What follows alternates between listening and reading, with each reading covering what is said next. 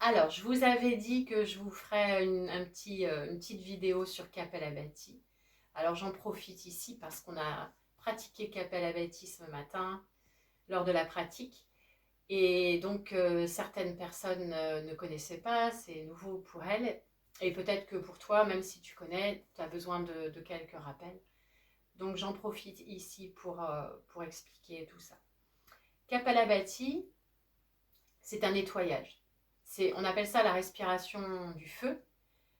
C'est-à-dire que le but, c'est de chauffer, c'est de nettoyer, c'est de transformer. Donc dès que tu sens que tu es submergé par les émotions, submergé par un trop-plein, par des choses qui te pèsent, t'en as plein la tête, moi je te conseille d'essayer cette respiration de Kapalabhati. Ça vaut le coup de voir comment tu te sens après avoir pratiqué cette respiration-là.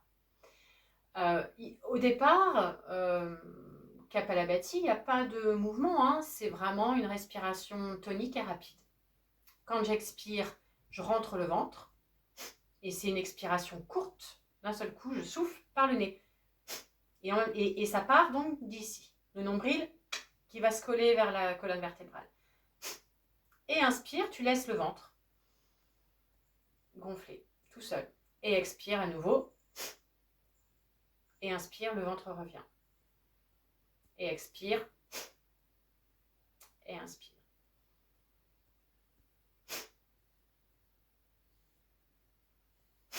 Donc, c'est uniquement là hein, que ça se passe au niveau du ventre.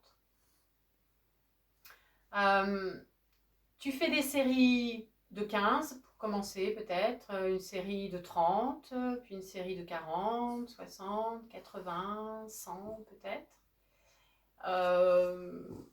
Là, tu vois, il faut vraiment que tu sois à l'aise dans la respiration. Et puis, une fois que tu as fait cette série-là de 15, bonjour, dès qu'elle entend souffler comme ça, elle rapplique généralement, un truc qui l'interpelle, ça. Quand tu as fait tes Kapalabhati, ce qu'il ne faut surtout pas oublier, c'est que quand tu inspires, tu prends une longue inspiration, avec ou sans les bras, peu importe, c'est qu'avec les bras, ça peut aider, mais ça peut aussi être ici. Et tu gardes l'air dans les poumons.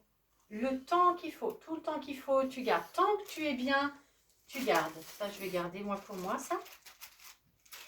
Et puis l'expiration, à un moment, va arriver et tu expires. Du coup, là, tu ramènes les bras le long du corps.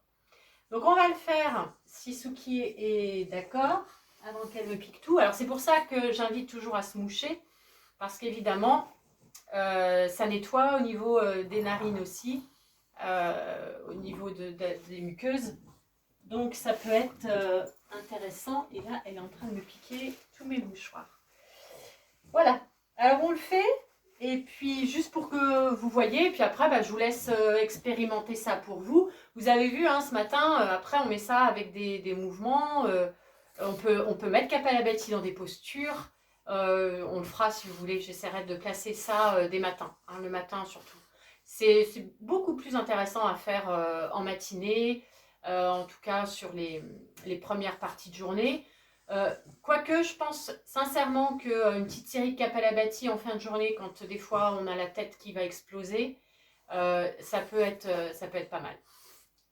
Donc, on y va, on le fait là plusieurs fois sans forcément compter, hein, c'est juste pour que vous voyez pour vous.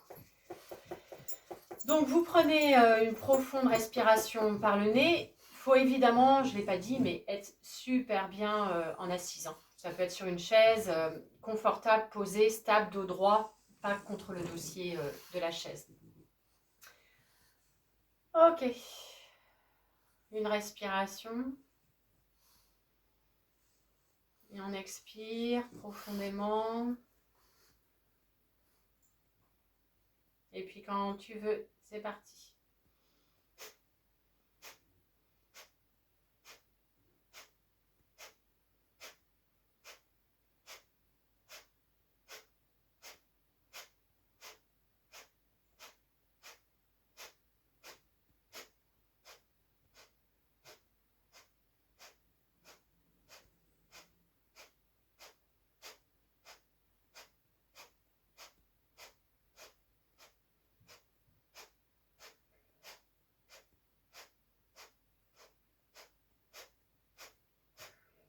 Expire.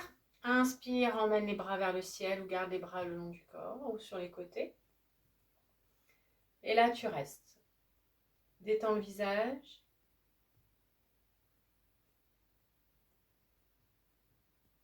Tant que tu es bien, tu restes. Donc évidemment, ce sera à ton rythme. Je ne vais pas rester forcément très longtemps, moi, ici. Mais évidemment, tu vois pour toi. Et quand tu expires, si tu as emmené les bras vers le ciel, tu les ramènes.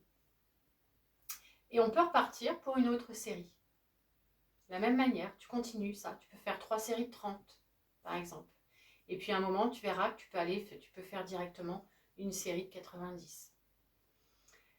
Mais toujours garder, ne jamais zapper le temps de suspension à l'inspiration. Jamais. Ça fait vraiment partie intégrante de Kapalabhati. Ça peut être fait debout, sans problème, évidemment aussi.